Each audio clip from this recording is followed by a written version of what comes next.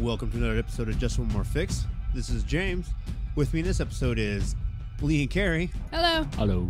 You can find us online at justonemorefix.com or on Twitter at justonemorefix. If you like us, head over to iTunes or to Google Play and give us a rating and a comment. In this episode, we're going to talk about electronic devices and technology at the gaming table. And now, it's time to get our gaming fix.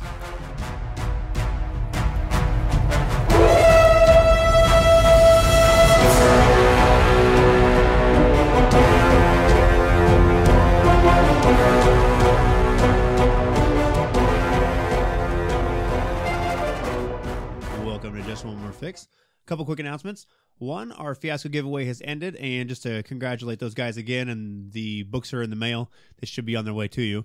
So, secondly, we're coming up on the last half of a lot of the games that we consistently play.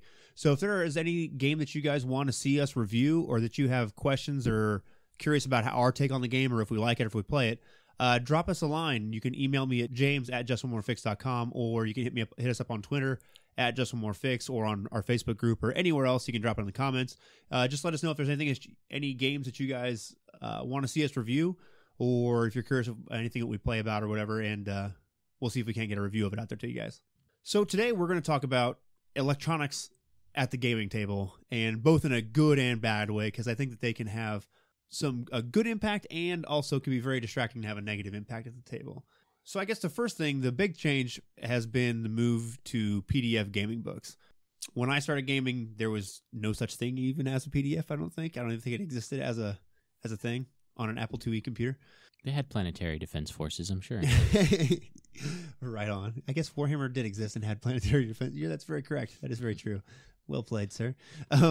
So I don't know if you'd say I'm a late adopter to PDFs, but I do have lots of e-copies of books, of gaming books that I have that I use pretty consistently, because at work I spend a lot of time in the ambulance on the road and that kind of stuff. So when I'm planning games, I can't carry my entire gaming library with me in an ambulance. It'd look a little weird. And there are games out there that you just might not want to buy yet. You want to look at the PDF first, right. Or you want to have extra PDFs for when you have a table full of gamers, Or the game doesn't exist in hard copy yet. Yeah, that's actually becoming more and more common, especially for some of the smaller games where the cost of printing and production is pretty high. So that just to get their foot out there and get their game out in front of people, they're releasing it PDF only. So I like having them as a resource, but I still like having the actual hard copy of the book. I find that sometimes when you're trying to flip through something, you're trying to find whatever the rule is that you're looking for. You're like, oh, it's next to the picture with the big knight with the sword or whatever. It just sticks in my head that way, and I feel like it's an easier way to look through and find things. But I still like having the PDFs, especially like when you said when you have multiple people at a table. A lot of times when you buy a gaming book, sometimes they have a free download with it, so it makes it easy. You already have two copies, and you can kind of pass your tablet or whatever around the table. So your storyteller could totally keep a hold of his hard copy and still pass the PDF around, right, so people can look at it. Right. Usually I find that I set the hard copy kind of like accessible in the middle of the table so anybody can just grab it without kind of having to interrupt anything. But do you guys have a preference whether you use PDF or hard copy? I prefer hard copy. With a PDF, you got to zoom in or zoom out to get the text the right size, and then you can scroll two different directions. With a page, I can just see it, and I know what page it's on. Right. It depends on the game for me. A lot of the smaller games, I prefer the PDF. I can bring it with me on my phone. I don't have to worry if, oh my gosh, I forgot my book at home. Right. Or I have that PDF with me no matter where I go. And if I don't have it on me, I have it in my email, and I don't have any friends that don't have a laptop. Right. Well, Dropbox. I don't know if you guys use Dropbox. That's a great resource to keep your PDFs. Anything you have access to it literally anywhere you have a internet connection. What I have found though is, like, if you take the big style books, like the full size 3E book or a 5th edition book, like the full size 8.5 by 11 style books, those I don't feel are as PDF friendly as like the smaller books, like the Fate Core book or most of the other indie press book games where they're a smaller size. I feel like those just work better on an e-reader because of the size of them. I find that I don't have to zoom in or kind of scroll around one individual page to find things. Well, maybe I just like to feel like a smelly wizard opening up my tome. That's entirely okay. I like. Plus, there's something about, like, I don't know. I have like a collector's aspect to it as well. I like to have the hard copy of the books, like that glossy front cover. Well, not even that. Like something like I have Dogs in the Vineyard, and that's one that's not an easy one to find a hard copy of now. and it's just cool to have it. Do you know what I mean? Like, oh man, this game, it's so cool, and it's right there. So I think some of the illustrations lose their color on electronic devices. Quality of the paper is better sometimes in it books. hiccups. I don't know what's going on there. Oh, so okay, like the artwork. Not better, I guess. There's no paper in the electronic copy. Right. So no, I think you're right there. The a lot of times you don't get the same coolness of the artwork, I guess, effect of it. So, but I don't know. I enjoy having them. They're a great resource to have, but I still am a little old fashioned, I guess, in wanting to. The one thing I will say though is like what you said, Carrie, before about using them to kind of like preview a game, so you don't have to invest necessarily $40, $50, $60 in an actual gaming book. You can spend $10 on a PDF, check it out, look through it, and see if it's something you like. And then if you don't, well, then you're only out $10 or whatever it is for the PDF. So it's not such a steep investment, and you feel like, oh god, I gotta play this game. I spent $40 on a book. Or regift it. Everybody likes getting gifts. Right. All right. So outside of like that's the main thing that like I feel like has pushed more of electronic devices at the table is PDFs and that kind of thing. But when it comes to the physical device, do you guys like? I think we'll just start off with like maybe laptops and tablets. Do you find them to be too obtrusive at the gaming table, or no? I think it depends on how big the table is. That's fair. If you're a small table, my ridiculous 17-inch screen is. And the gamer. I mean, I like to interact a lot with other players, but if somebody's looking at their laptop, I'm less likely to want to interact with their character. And if their laptop is right in front of them, I might not know if they're looking at me, still in the game, looking something up. It's almost like a GM screen in a way. Yeah, and especially when the other players have it, because then you're like, are you... So I guess we should address it that way. Do you think that do you have a difference of opinion if it's a game master that has a laptop out versus a player? Definitely. I am 100% okay if a game master has a laptop out. I don't know where his notes are. Right. All I know is that I need access to my character sheet and maybe Googling something. But if the game master has a laptop out, like you said, it's kind of like a GM screen. Right. I guess it works that way. I don't know. My laptop is kind of big, so I don't use it at the gaming table.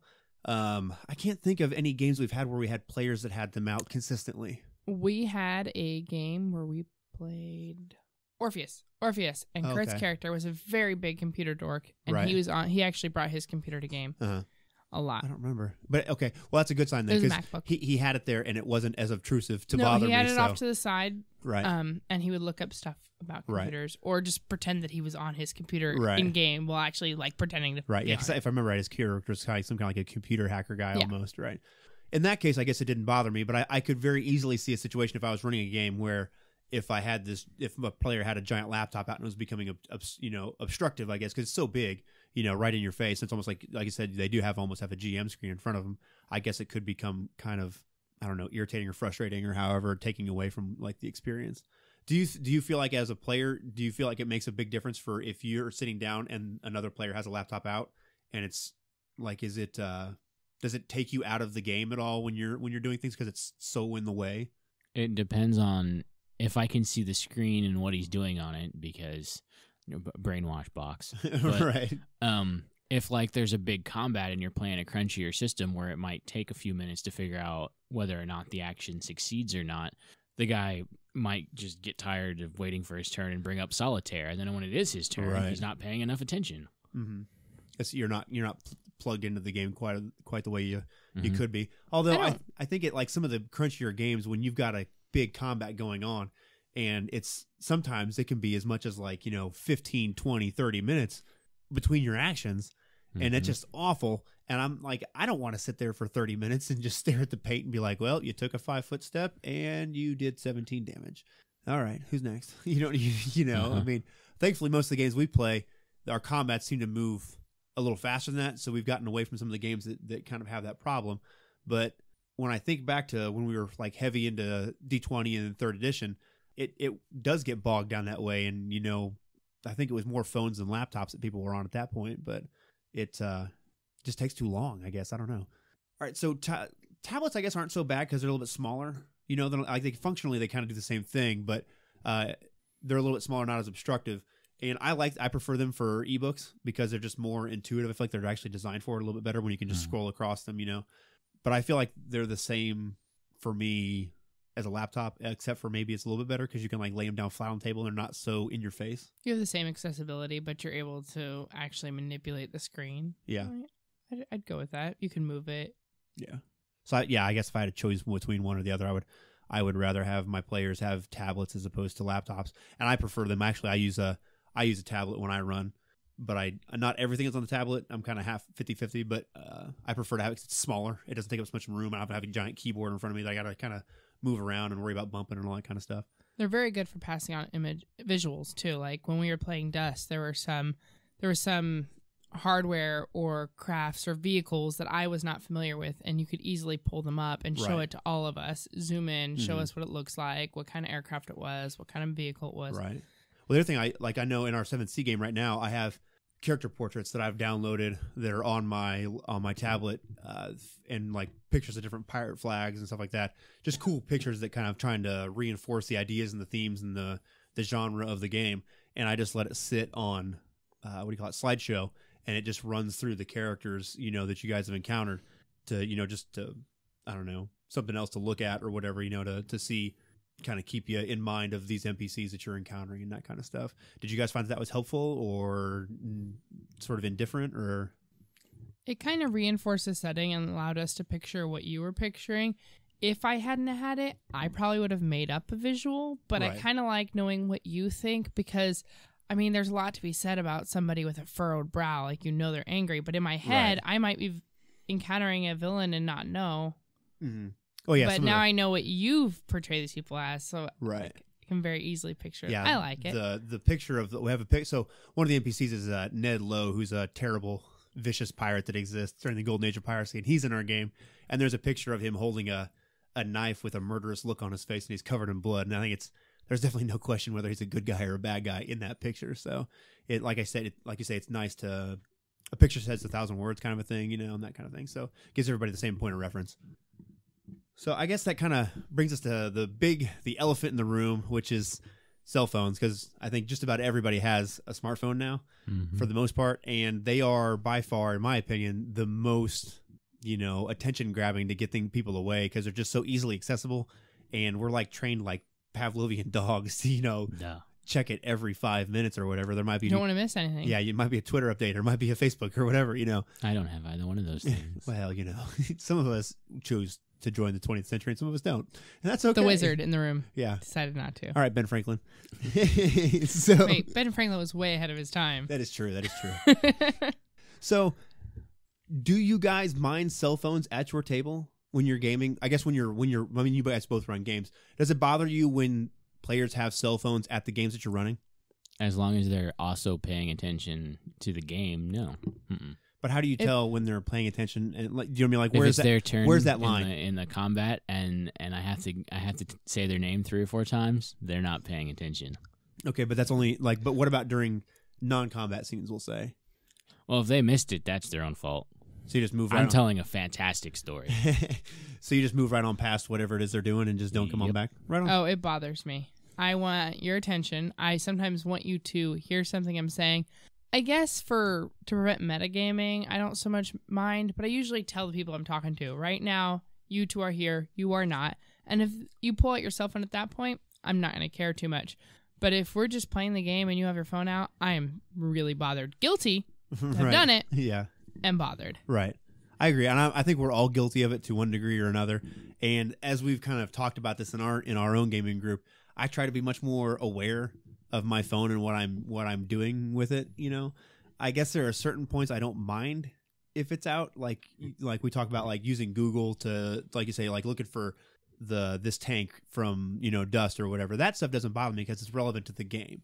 Pictures, historical background, right? Names. If you have a question about something, because sometimes it's easier to just Google it than it is to interrupt and stop the momentum of the game to figure out, like, I Googled an advantage I had in L5R yesterday at the table. Right. I didn't know what it was. The book was in front of the SD. He was telling a riveting story to 2 of the people that were in the room.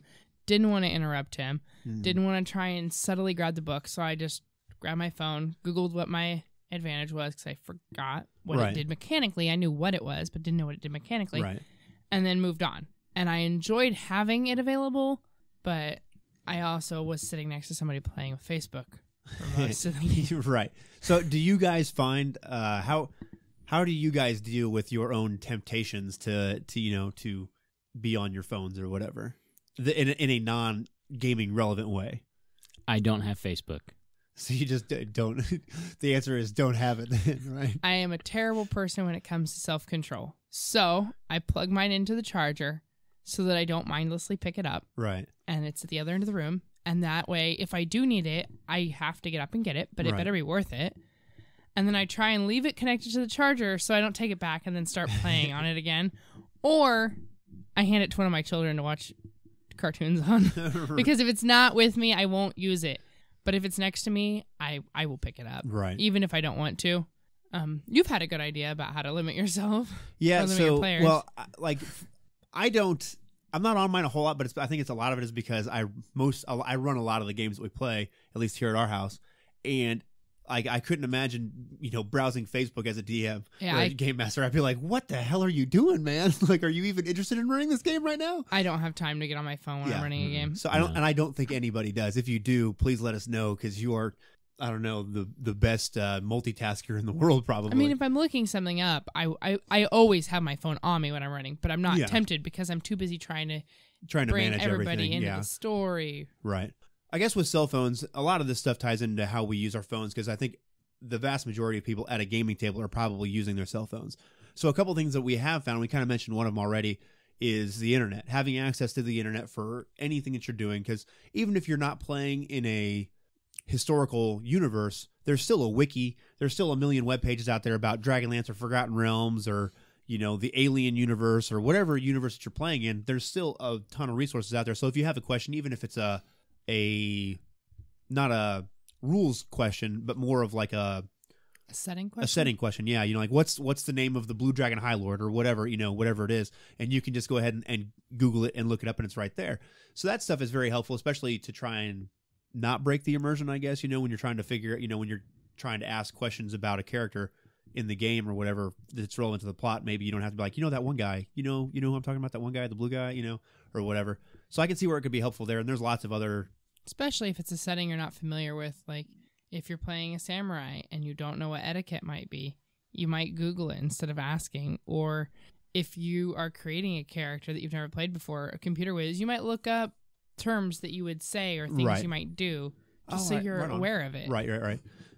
So along with that, I guess kind of leads right into using a lot of e-character sheets. Do you guys, would you rather have a hard copy of your character sheet in front of you, or do you guys use e-character sheets? Hard copy. We made Legend of the Five Rings characters, and he wanted us to use this character generator online, and it never got the points right for me. I had to come and go. The next day I looked it up in the book, and I'm like, oh, I have about 30 too many skills. Right. Okay. I like both. For actual character sheet, I kind of like having my sheet, but we've played several games where you've made a digital copy, which is really awesome for having, especially if you have players that want to keep theirs and then forget it Right. and bring next game.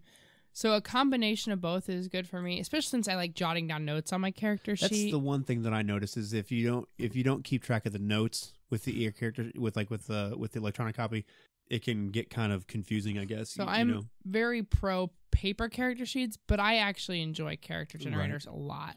Yeah, I think the character generator thing, I think, is a total, like, kind of, I guess it kind of leads us right into it. Like, I like character generators for games that have a lot of crunch. We've used, I didn't use the L5R one, but I used the one for the One Ring game, and I like that one. I actually like that one the most because it wasn't about spending points.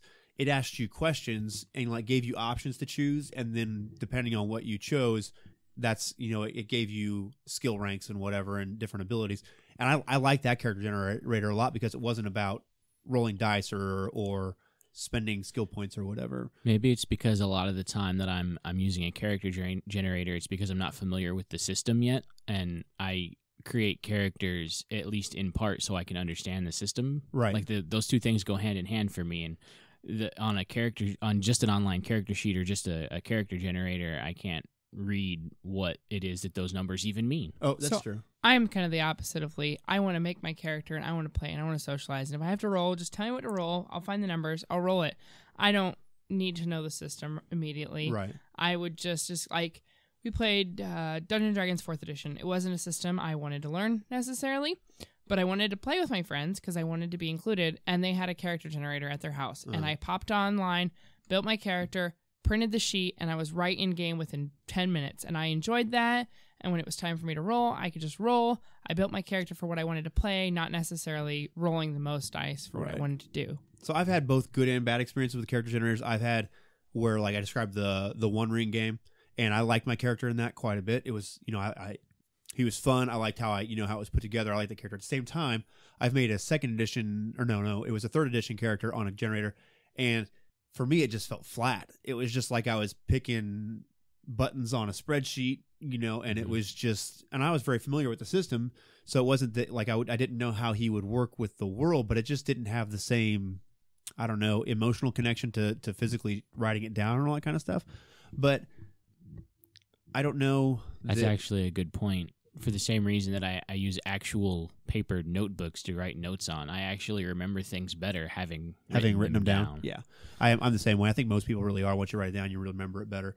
But so I don't know where I come down. I think what the big divider is for me is if it's a game that has a lot of crunch to it, like a Aces and Eights or a Hackmaster or L5R or any of these other games that have a lot of crunch, third edition sometimes, although I've made so many D20 characters that I can just crank them out like it's no big deal anymore now.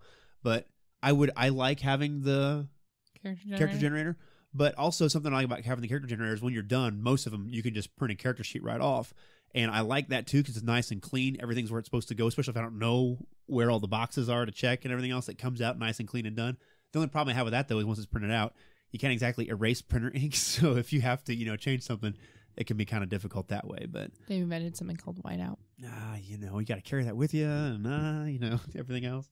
So I guess cell phones, a lot of them with the amount of apps that exist now, there's a lot of die rollers. So do you guys use die rollers at all, or do you know people that use die rollers at your table? Because I think here nobody really is using die rollers at our table. I've used them once or twice when I've forgotten my dice. Nobody at our table here uses them, but I've played in games where people have used them, and I'm very distrusting of them. I recommend having them in case of emergency. So, like, there have been times where I wanted to run a side story with Lee on the way to a game, and I've made him use a die roller because rolling dice in a car is a pain in the butt. Right. I don't recommend it. So that's handy. Rolling dice in a plane, not very fun. So die rollers, very cool for that. Very cool for creating worlds because you can roll 5 dice at once. Right. So very cool for that, and then you can keep track of it. It would probably help me with the game that I'm running right now to use an online die roller. But when players use them, I don't like it. You can delete your roll, pull up a new roll. We had a guy that used to game with us, and he always used his die roller on his phone, and I swear he got 18, 19, 20, 17 every time, and he would always show it to all of us. But how do I know he wasn't sitting there rolling the entire time? He was on his phone the entire time. Right. I'm sure there's apps that they have that you can download a die roller that always hits or whatever too. But I don't know. There's something for me, like the visceral feeling of like counting up the 15d6 for my fireball or whatever it is, like, and you shake the giant fistful of dice and you feel the immense power as you spill them onto the table, and you start counting them up. Like they're totally pretty gems. Well, there's something physical about it, and like there's no excitement when I hit a button and it goes, oh, 20. Hey, I got a natural 20. Versus when you roll the die and you see, bam, natural 20. Like it's a different feeling for me rolling the dice. Now, I don't know if that's just because die rollers weren't a thing when I first started gaming, or if it's just something visceral about like rolling the dice. Do you know what I mean? I don't know. Do you guys know any younger gamers that like would prefer? Yeah, we have some friends that use online rollers. The more sucked into gaming they become, though, they suddenly want their own set of dice. I've noticed that, especially since a lot of my friends at my brother's house, this is their first time gaming. And by the 5th session we're in, they're like, hey, where did you get your dice? I think it's time for me to get mine. Well, but they only use those die rollers at first. Right. Well, it's easy. It's like they're free, it's accessible. But there is something cool about like every year we go to Gen Con, I swear to God, I think I get a new style of dice. Like right now I have all clear green gemstones with gold numbers and gold pips, and I love them to death. But I'm sure when we walk past the Chessex booth, I'm gonna be like, ooh, now I've got to have the hot pink ones, whatever the new hotness is. It's just, but it's something like the I don't know, like a rite of passage or something of having your own dice. Like we've bought all of our kids' dice, and they're like they're their dice, and they think they're cool. You know, we got what their favorite colors were, or whatever. It's just something visceral about like intangible about being able to hold them in your hand. Plus that you can't really take dice shaming pictures of your app on your phone. It's not nearly as cool. When you see the picture of the phone with a 1 on there, like it's just not as good. I still own most of the first dice set I ever owned. Lacey got them for me. Well, do the people that use the die rollers do they have like superstitions about how they push the buttons, or like because everybody has like like they might warm the die up before they actually roll it or whatever? Don't you know? Well, I've decided that everything is rudimentarily fluid. So I always put my dice with the biggest number up so that all the fluid right. So like building blocks fall to the bottom, so that ends heavier. So like everybody like that's a great everybody has their superstitions about their dice. Do you guys see the people that use die rollers that they have superstitions about like I don't even know what it would be. Don't hit the die roller on an even time or something. Do you know what I mean? Do they have any? I have not noticed them, but I also wouldn't tell somebody if I had a superstition like that. Like that's secret. Let's not talk about that. It's silly. I feel like the pure randomness. There's no luck to it. Do you know what I mean? Like whereas like no one's gonna go to Vegas and want to play craps with a die roller. Do you know what I mean? I'm not gonna lie though. There are several of those apps where you shake your phone. Oh really? So yes. Well, that might make it better. Maybe I should check out those. You shake your phone and then Really? Yeah. I'm gonna check that. I'm gonna write that down actually. Shaking die roller. But some of them just you push a button and it says roll. Well, yeah, all the ones that I've got and have seen are just you hit the button, roll, pick which dice you roll, hit the button, roll. Yeah. I've seen one that like it spit it, like you could see like a die kind of go tumbling across the screen or whatever. But whatever, just give me the number. I just don't think it's as good. So okay. Well, I guess I don't know. Kind of along the other e-tools or whatever you want to say. There's a lot of online resources that are out there now. Now, separating out the ones like Roll20 where you're actually playing a game online, because I think that's a whole different discussion. Do you guys use, I know in the past we've used websites like Obsidian Portal and some other things. Do you guys like those? Do you find them helpful? Do you use them at all? I don't use them. I thought it was cool when we were for a little bit, especially since you could remind people what was going on in game. I'm a terrible procrastinator, right? So that's why I don't use them.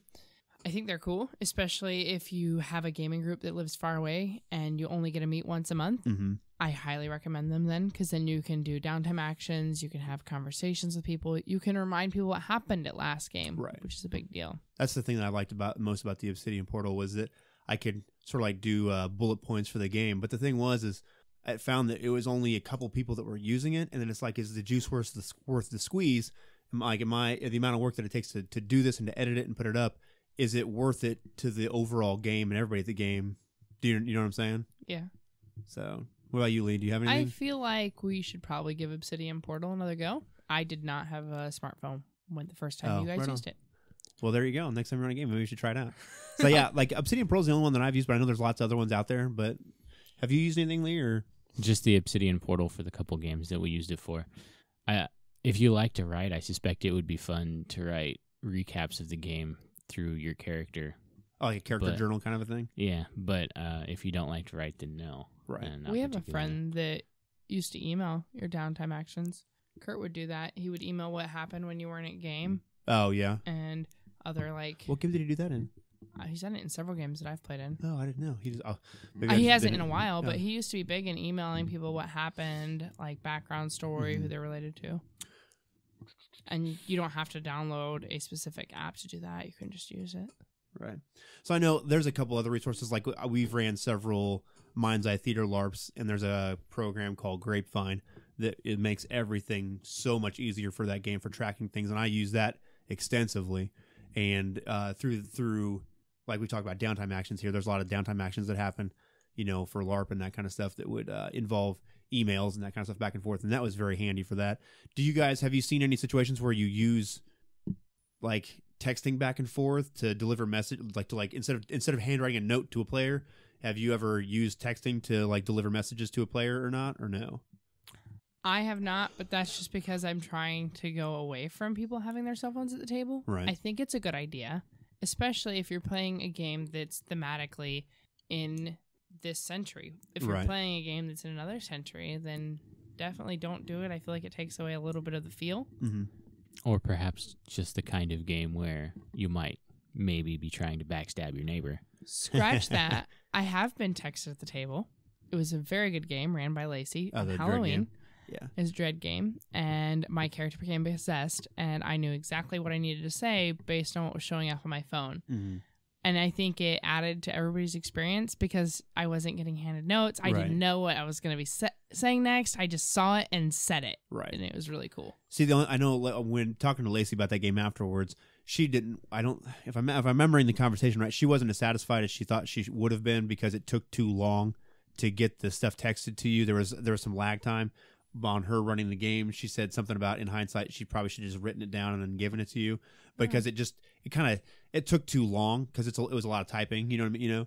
And it worked really well. Or maybe if she had it prepared and then like saved as a draft and then sent it all at once, it would have worked. But yeah, it was good. It just seemed like it took too long. Cause what for me on the other side of it was like she types on the phone, then I look at you, you say something, and then she finishes typing, and then I look at you. It's like it's kind of like this ping pong back and forth between who was talking. It wasn't so big of a deal to break the game for me, but I think it could have been smoother. But just because it's something we've also have never really done before, in that kind of a way. So the I don't know. Are there any other things that you use electronics for at the gaming table specifically? I mean, we kind of talked about gaming notes a little bit, but I know I do most of mine by hand and I hold on to them, but is there anything else that you guys can think of that you use electronics for at the table?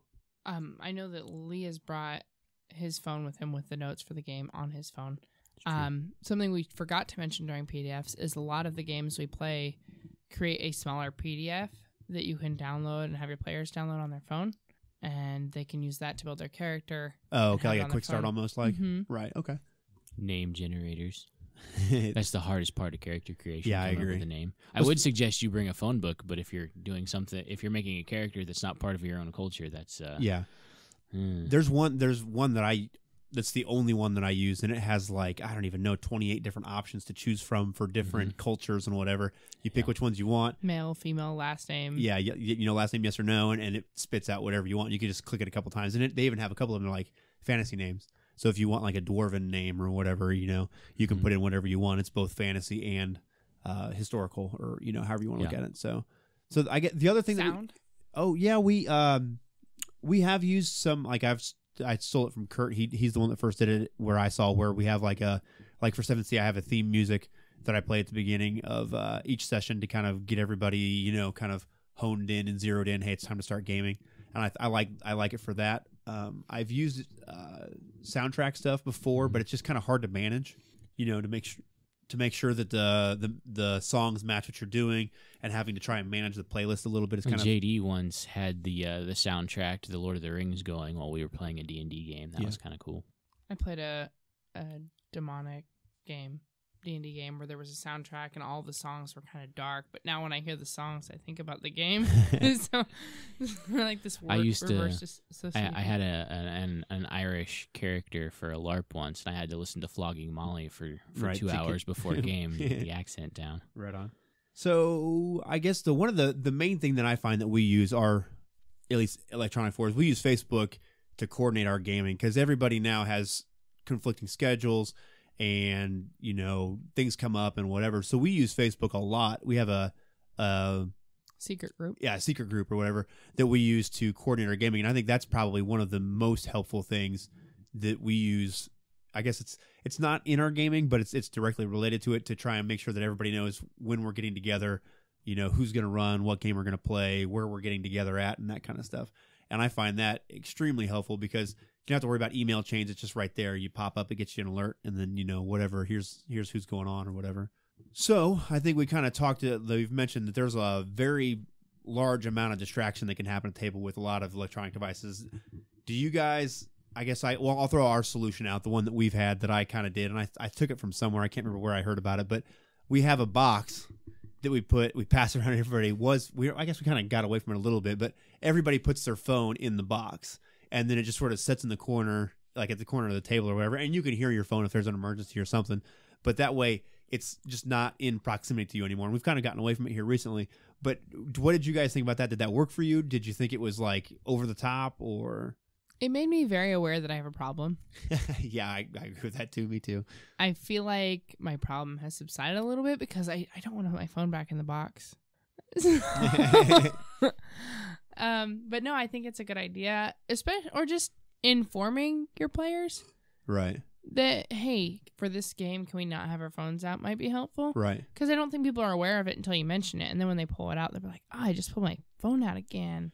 Well, I know Kurt has mentioned before that like he likes to have the cell phones at the table because what he does is he uses it as a barometer to tell how engaged in the story you are. If he sees that you're on the phone not paying attention, then that's a cue for him to be moving on to the next thing or to start to push the action some more. So I know he's not like against taking phones away, but I know he has said before that he likes to have them out there because it allows him to see how engaged people are, which I think is a good use of it. But I think sometimes it's a fine rope to walk for how distracted people get. So I use mine a lot to look up stuff directly related to game while I'm gaming.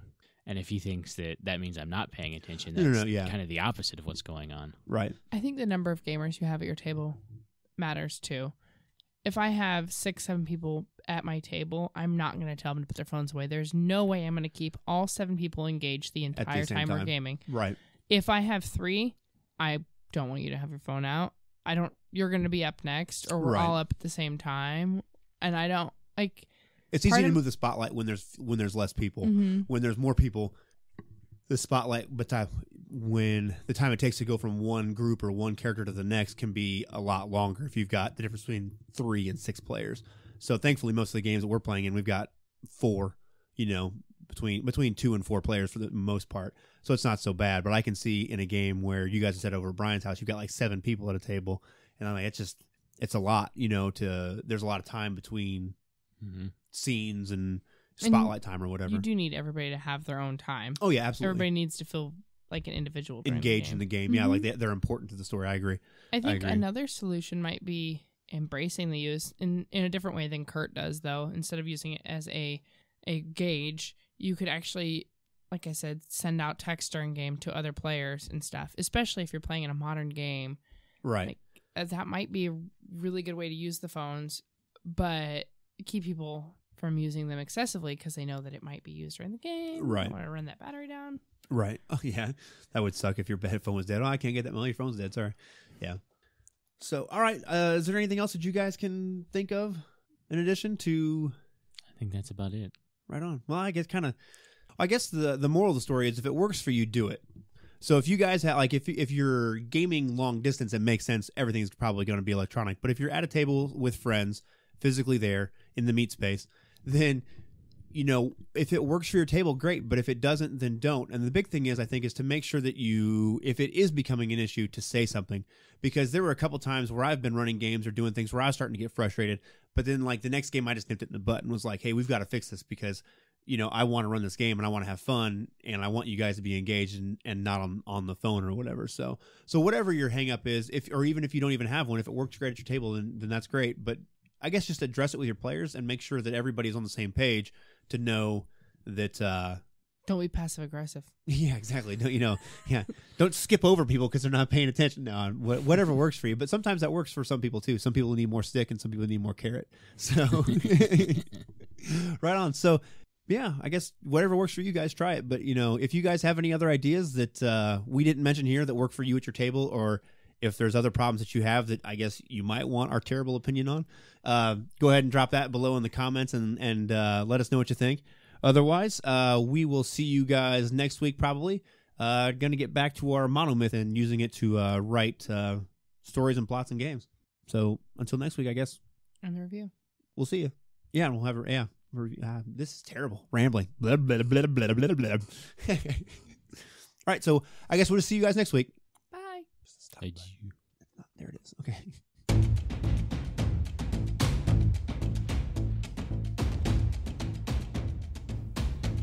Thanks for listening. This has been another episode of Just One More Fix.